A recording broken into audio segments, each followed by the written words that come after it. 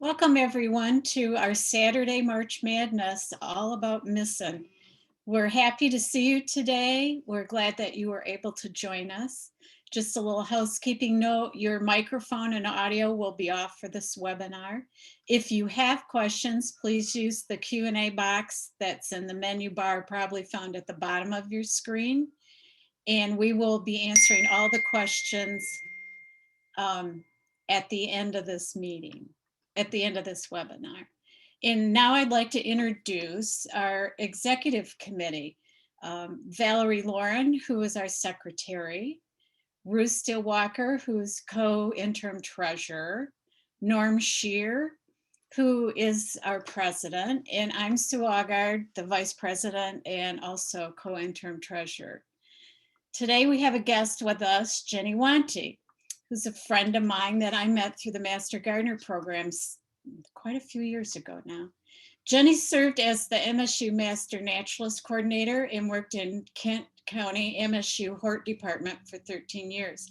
She also serves on the West Michigan Conservation Network Board and works closely with the Kent and Montcalm Conservation Districts.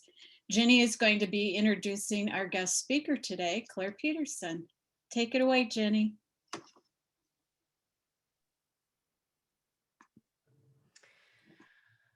I know we can all agree that MSU is the source for scientific information as well as providing very important resources for the public. In my opinion, that there is not a more important resource than MISIN, Midwest Invasive Species Information Network.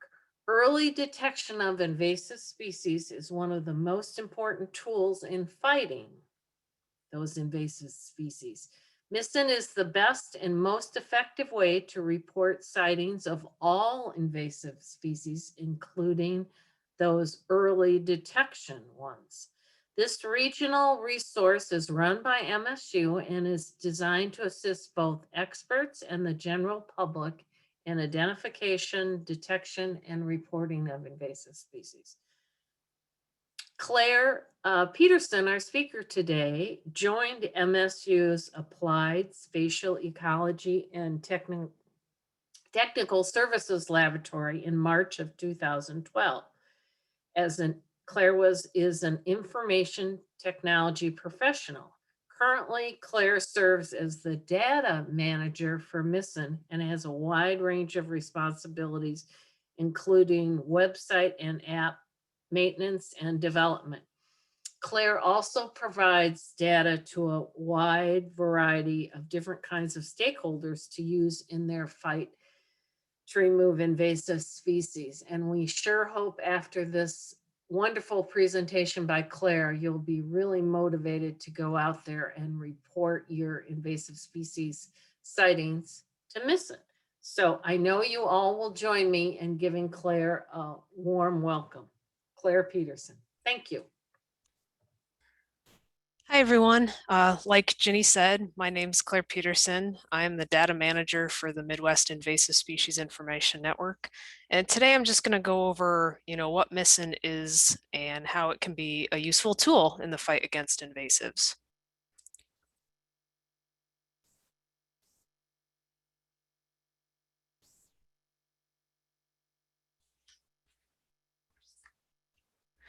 So in case you haven't visited us before, this is our homepage.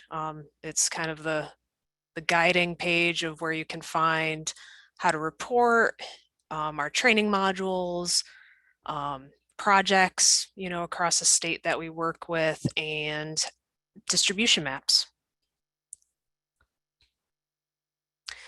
The purpose of MISIN is to provide a regional data aggregation service for invasive species distribution and treatment data, increase the accessibility and impact of invasive species distribution data, and support early detection and response efforts with leading edge distribution and educational tools. This is just kind of a timeline of the MISIN milestones and highlights. MISIN started back in 2008 with a Michigan focus. In 2009, MNFI joined us and helped create field guides and our fact sheets. 2011 is when we broadened our scope a bit to cover the entire Midwest region. 2012 is when we released the first version of the MISIN app, and the Michigan Invasive Species Coalition was first created. 2014 is when MISGP funding started, and that's the Michigan Invasive Species Grant Program. It's also when we started our Eyes on the Forest project.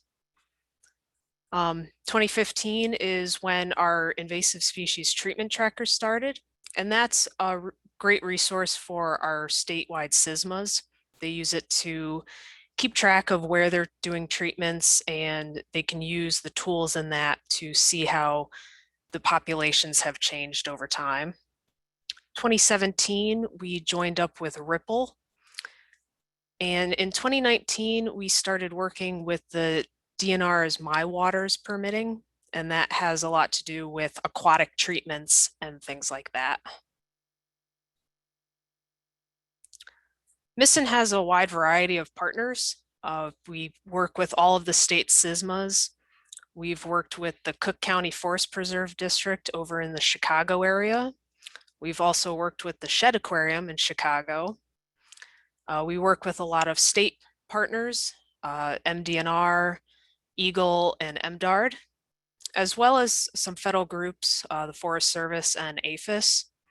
And over the last couple of years, we've become very much involved in the educational group.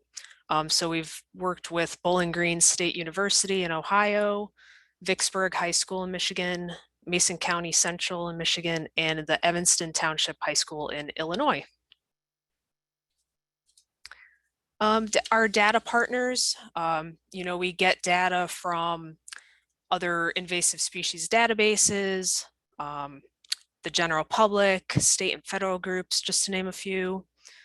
We then make our data available to other invasive species databases across the country, citizen scientists, and state and federal groups. Specific to Michigan, all of the state's cooperative invasive species management areas, which are known as SISMAs, utilize the MISIN data to help focus their resources and prioritize surveying and treatment efforts. This also assists in the early detection of emerging species in the state, like red swamp crayfish. This is just kind of a general overview of our users.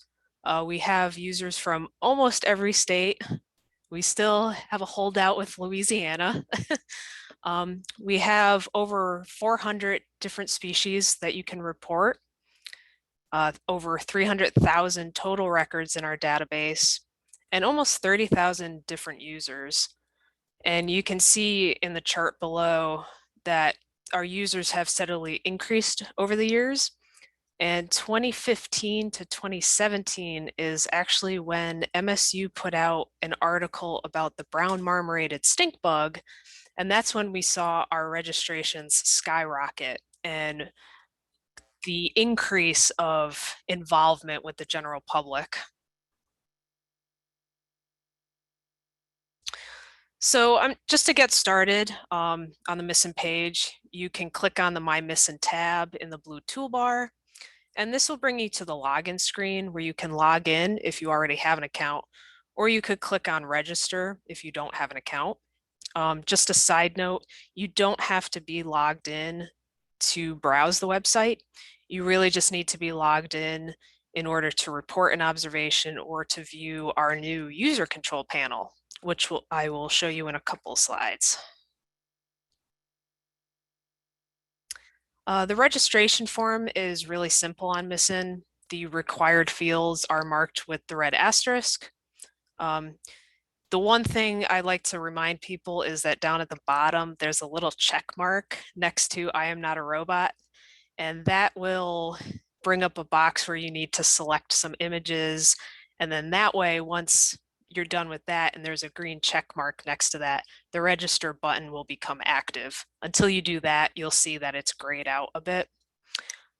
Users, can put their SISMA or whatever group they're part of in the affiliation tab. And this is the new MISIN dashboard that we've created. The new user control panel allows you to quickly report invasive species, view your profile, edit your profile, manage your species alerts, which I'll talk about later, and change your password.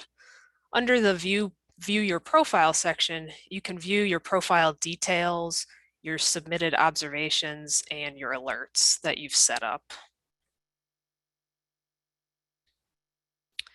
This is what the page looks like where you can view all your submitted records.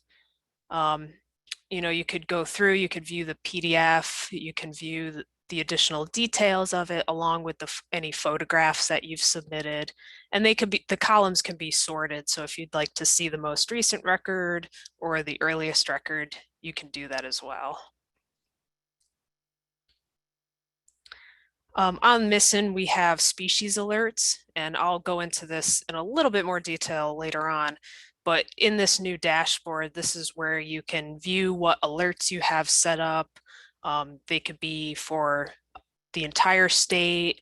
If you want a certain state and just one county, you can do that as well. So you can go through, you can create new alerts, you could delete alerts, and you can edit them as well. So data entry and management. This is what the MISIN reporting page looks like. You can go through and search for species just by clicking the next and last button. That appears on both the top and bottom right sides of the screen. You can also hover over the all animals, plants, and diseases on the left side and break it down by habit. If you know the exact species you're looking for, either by common name or scientific name, you could use the drop downs on the left right here.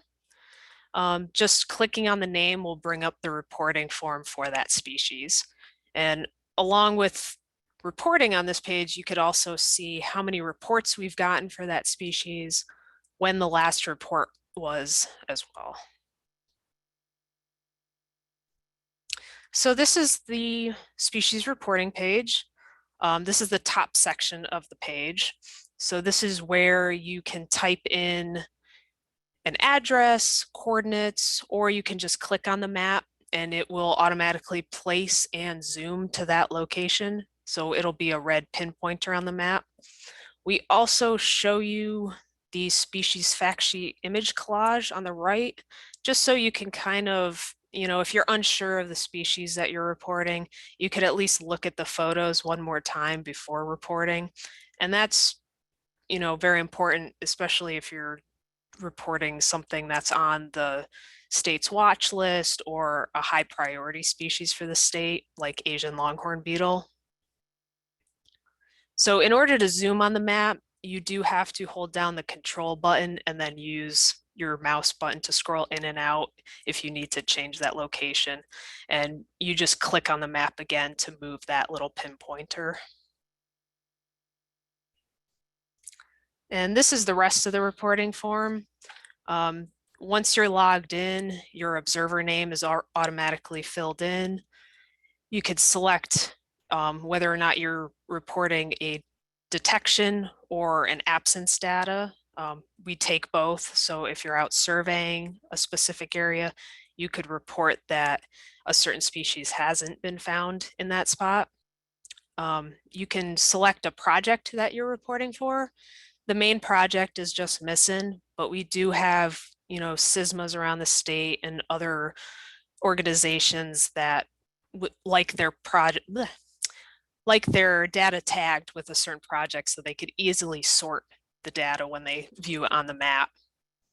When you place that pinpointer, the latitude and longitude is automatically filled in, as well as the common name.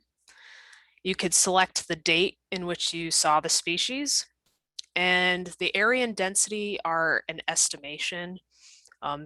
You know, for density, it's sparse, monoculture, dense.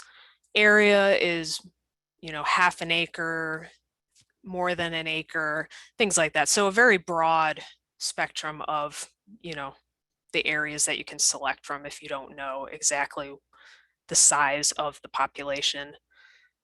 You can include any comments you like, and that could be additional details about the area, whether any treatment was performed or anything like that. And we highly encourage folks to include photos, at least one, just so we can help with the verification process. If it's a high priority species, those images are critical for the verification. So you can include up to 2 photos. And then once you're done, you just hit submit report, and you'll get a successful data submission page that you can print this page for your records if you want. And below that, it gives you a section where if you're interested in reporting again, you could check mark different options to hold on to that information for this new report. So if you're reporting multiple species, but in the same area, you could mark the checkbox next to latitude and longitude and the observation date, and then you could just change the common name, but that location will be brought over to that new report. So it makes submitting multiple reports a little easier. So we also have our smartphone app, and that is available on both Apple and Android devices. It's a pretty simple workflow, integrated species information. So everything you see on our website with the fact sheets is in the app. We give you real-time observation maps so you can see the distribution data of that species. And the app allows for online and offline data collection. So if you're in an area that doesn't have great cell signal, it will still allow you to capture that information. And these are just some screenshots of the different features. We have the species broken down by habit and then the species list. The image composite in the app is the same as the fact sheets on our website, and you can zoom in and out of those. And we also have a real-time distribution map, so you could see if a certain species has been reported in your area, or you want to see how much data we have for that species. That's where those maps come in handy. And it also has a little where am I button in the top right corner, so it'll zoom to a broad area of where you are, so you could see if anything has been reported around you. So the data collection in the app, you go through, you select a species, and then the observation detail page comes up, and that's where you'll just move the slider for your area and density. Same as the website, include any comments that you'd like, and then you could include 2 images.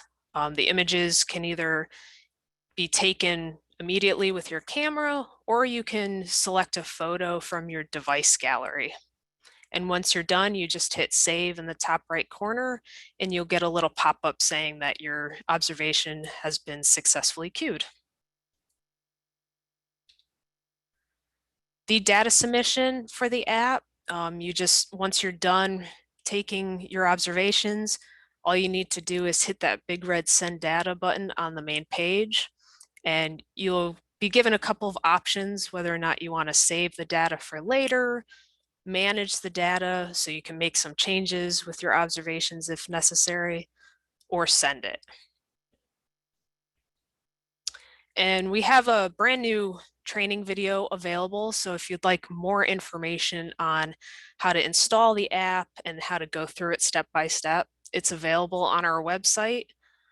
You can find it with that link or going to the help section on our website, and there's a little spot under smartphone apps where you can find the link to that video. Data accessibility and visualization.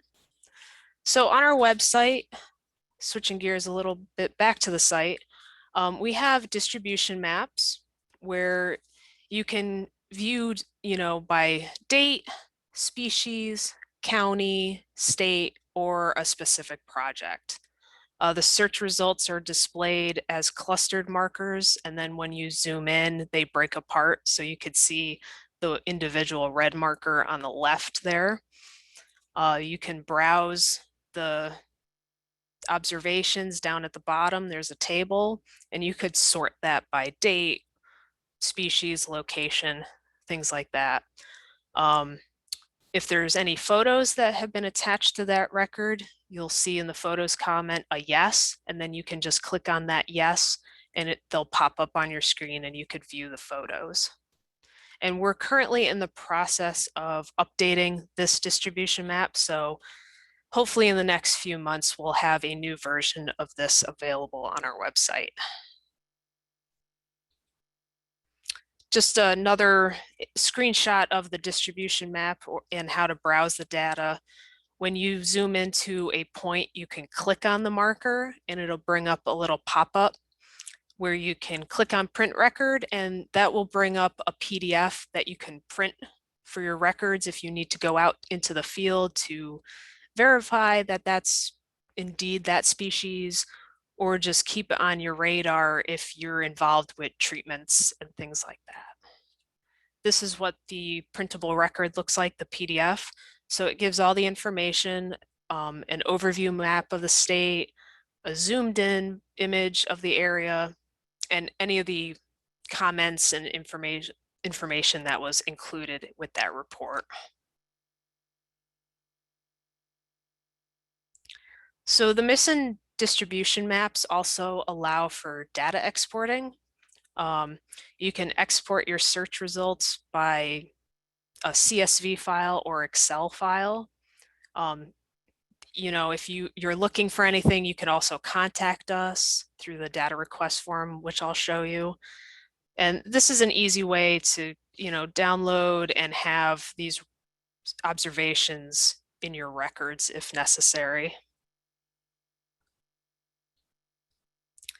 The browse data also allows you to search by project. So we have a lot of different projects on the website. When you select a project, it will automatically zoom to that project area and show you all the observations for that project. So this is the MISIN data request. This is if you need any data from us, you know, in an Excel spreadsheet. For those of you familiar with Esri products, we also can send you shapefiles.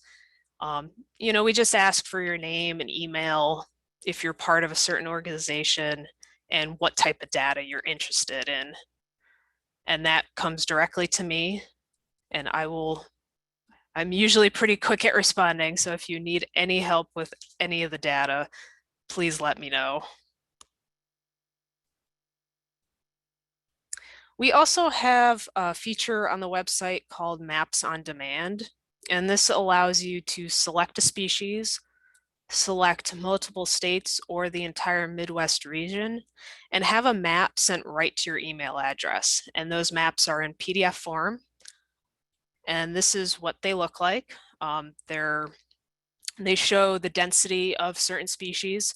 So for example, you could see where Phragmites are most reported along the eastern coast of the state. They're, you know, delivered within a couple of minutes to your email address. Periodically, the map service will go down. So if you don't receive your maps, please let us know and we could process those on the back end. But they're very helpful with showing the SISMAs and other groups in the state what species to prioritize in their area.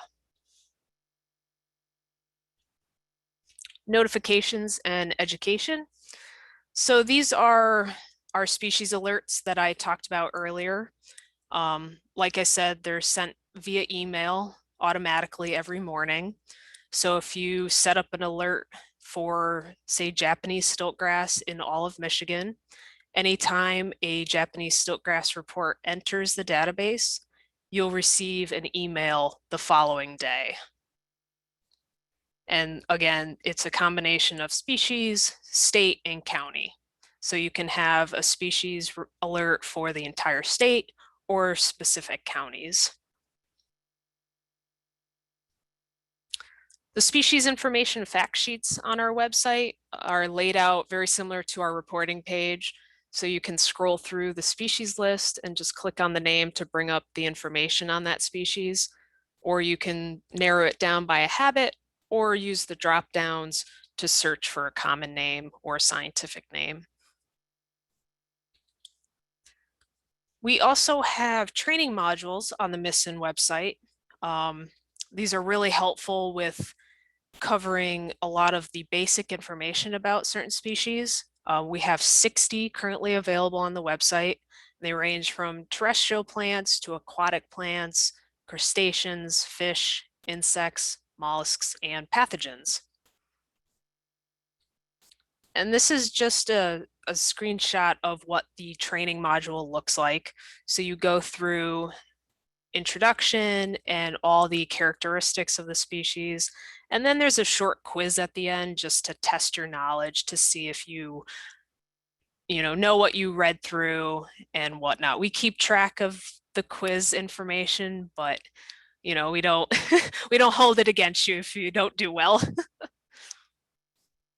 And this is just another screenshot of the leaf arrangement on, say, the Amur honeysuckle training module. So we show you an image and then, you can go through.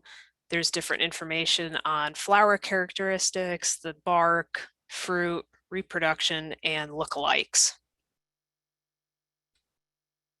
And this is just what the quiz looks like. So it's mainly true and false. There are a couple of, type in answers, and then there's a couple of images where you have to determine whether or not the image being shown is that species.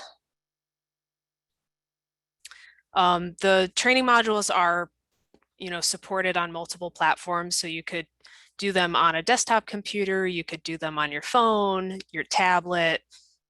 They're in HTML5, so they work on anything, any device that you'd like to go through them on.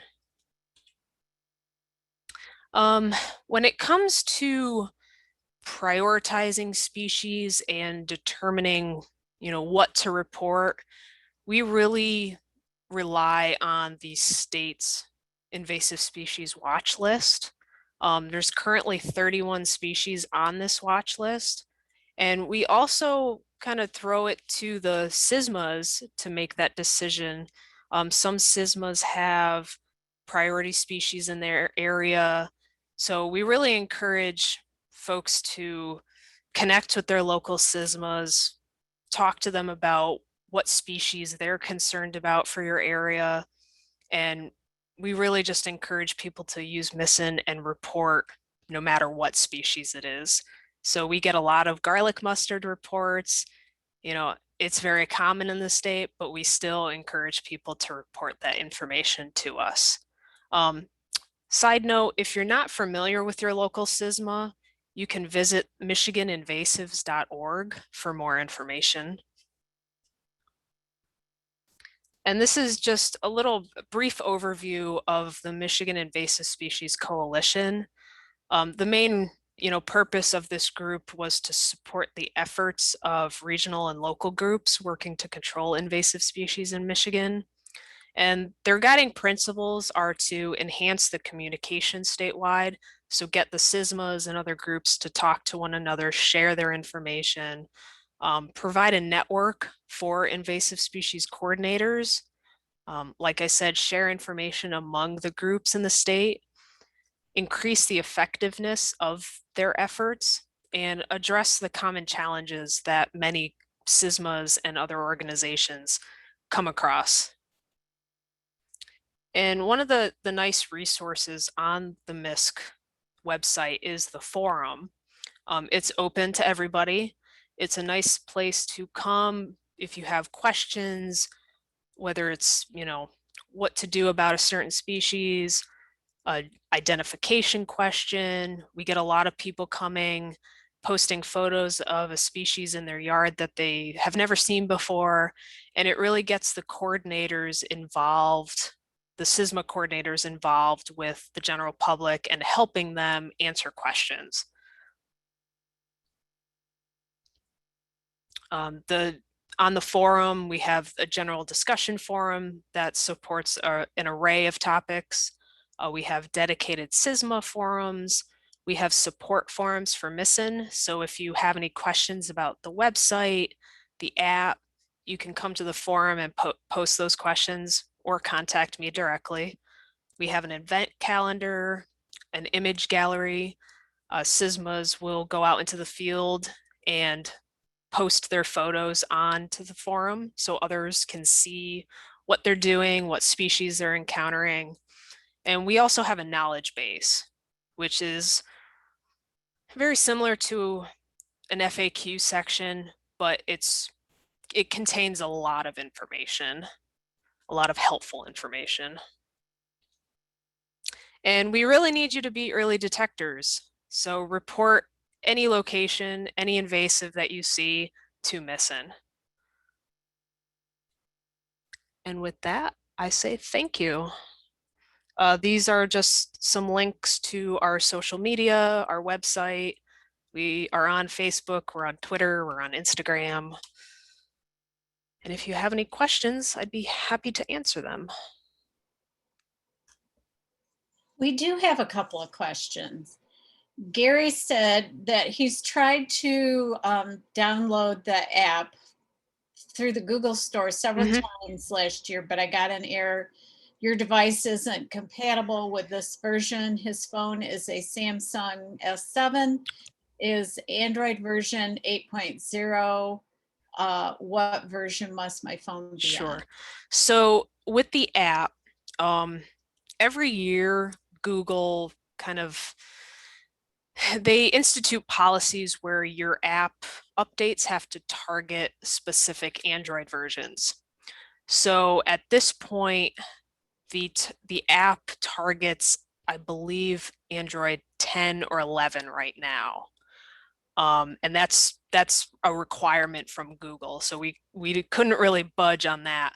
But considering that we don't expect people to run out and buy new phones because a lot of devices, they can only be upgraded to a certain point.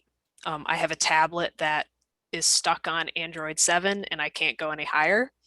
So if you do have an older device that you can't get the MISIN app on, please send me an email because we do have a link to it's called an APK file. So it's pretty much you're downloading the app right from our website, and that's available from Android 8 to 10, I believe.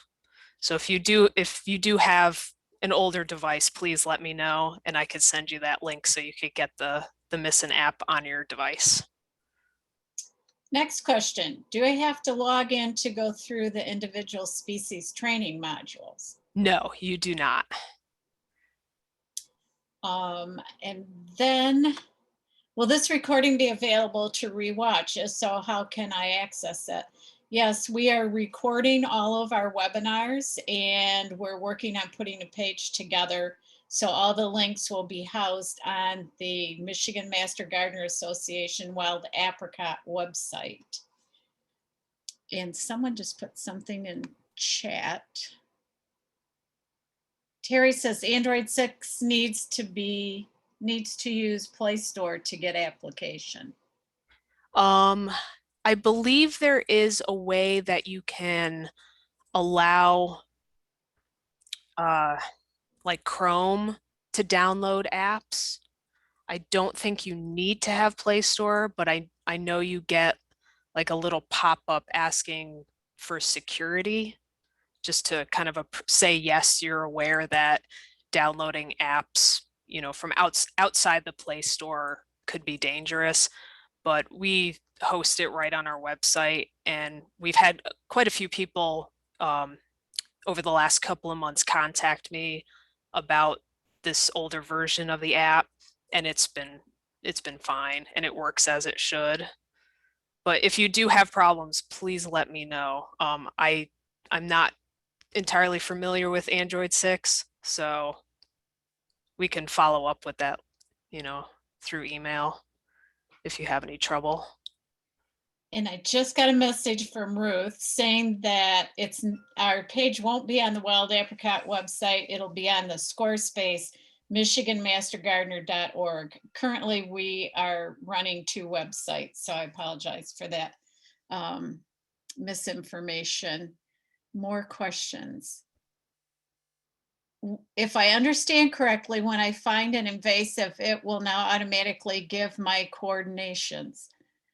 Before I was really confused. Not every sighting has an address.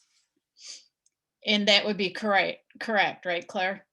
The app will automatically capture your coordinates.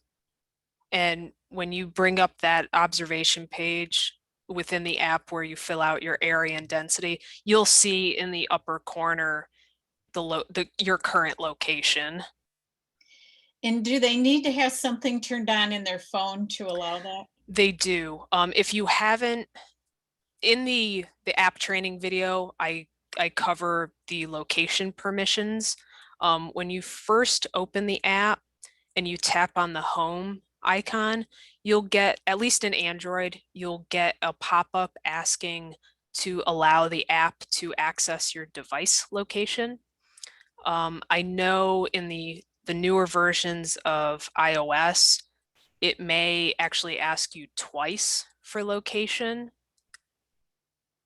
I think one is it's based on the precision of your location. So if you don't want to give an exact location, you can, change your permissions that way. But iOS, I believe on the newer versions, asks you twice to allow the app to access your location.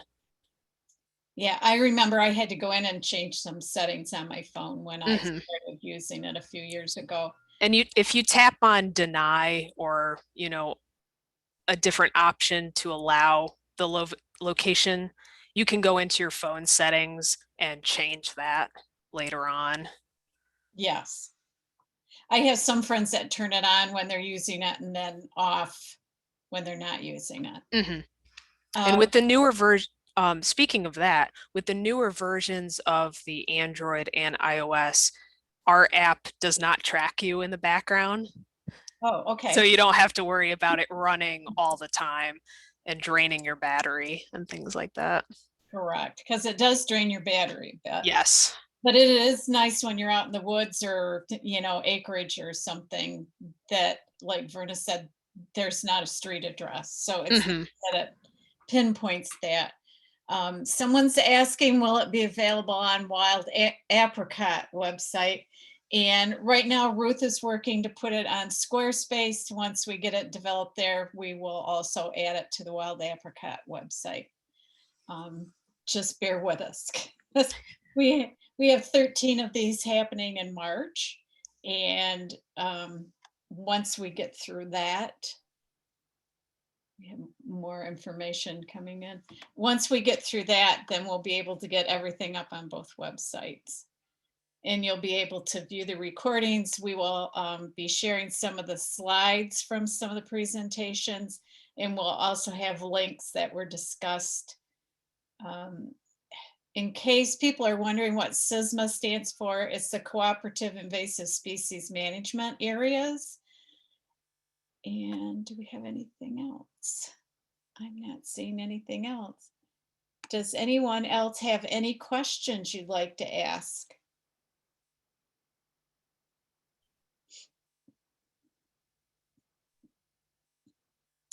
I'd like to thank everyone for attending.